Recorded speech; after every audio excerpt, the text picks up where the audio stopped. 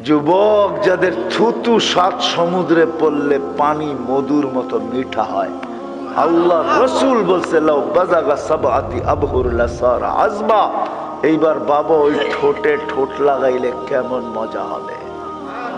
তোমার লেগে অপেক্ষা করতেছে, অপেক্ষা।